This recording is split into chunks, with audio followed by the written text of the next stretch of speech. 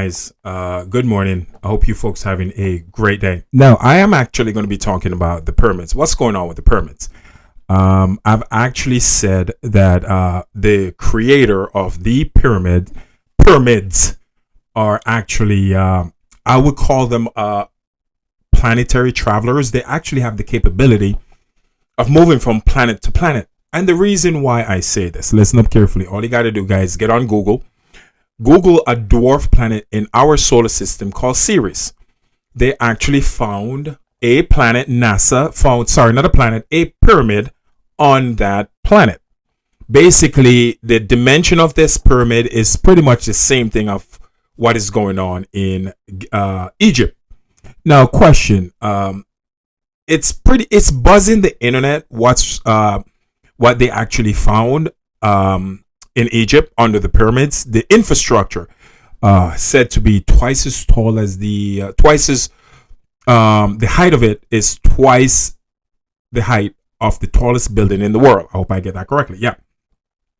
And the structure go down in the ground. Now, do some critical thinking. When humans build anything, I'm not saying they don't go down, but for such a height, you actually have to engineer it up. I mean, if it was human, I'm thinking like human being here. So that tells me the creator of the pyramid. It's, I don't want to go there too much, but you see where I'm going with this. All right. It's common sense, guys. Do some critical thinking. There was a theory came out that the pyramids were actually built to center to actually keep the earth stable when it rotate on its axis. I'm actually starting to believe that, because if they have that in Egypt under those pyramids, what about the pyramids that's all over the rest of the world in other location? What's under those pyramids? Get my point, guys? They're not really talking about this a lot in the mainstream media, but it's out there. The information is out there, and the way they figure this out is by using it's like waves, certain radio waves, and it's the way it interact with stone. You have a way of interacting with stone, and it will give the inventor of whatever created that particular instrument an accurate reading of what's underneath when it comes to structures that are built out of stone. And the thing is that, you guys need to know this. It's impossible to carbon date stone. The reason why I say that is because expert says the pyramid is 3,000 years old. I mean, you can't really do that because you can't carbonate stone. You can't do that. For this information that actually came out, I'm actually getting record and say the pyramids are actually older than the dinosaur. Yes, I'm saying that. I am saying that because to have, and I really don't want to I know who built the pyramids. I've done enough research to have an idea who built the pyramids. I just don't want to say too much. Well, the Anunnaki, well, of course you guys know that form of civilization. You know what I'm talking about. I don't want to go too much into it because I don't want people to flag my video. But realistically, if people really dig deep into certain information, Sumerian history, stuff like the Corbin Bible, but certain books and certain literature, you see that what I'm saying is true because they actually record these events, But again, obviously, if you do so, again, I will repeat myself, on the dwarf planet of Ceres, NASA found a huge pyramid that's on that planet, and that planet is actually located in our solar system. It's a dwarf planet.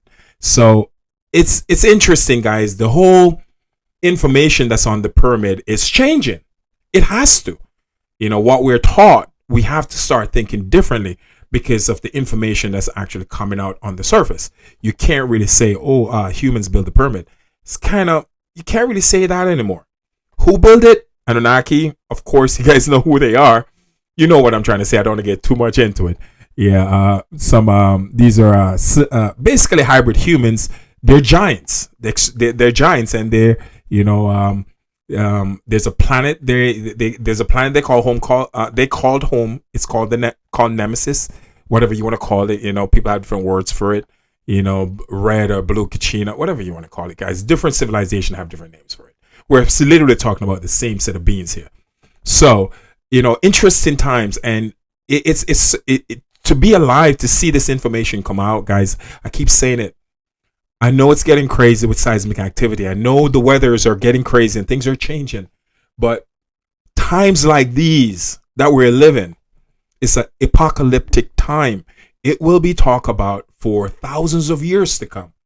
So be grateful, extremely grateful that you're alive to actually witness these things, because I am.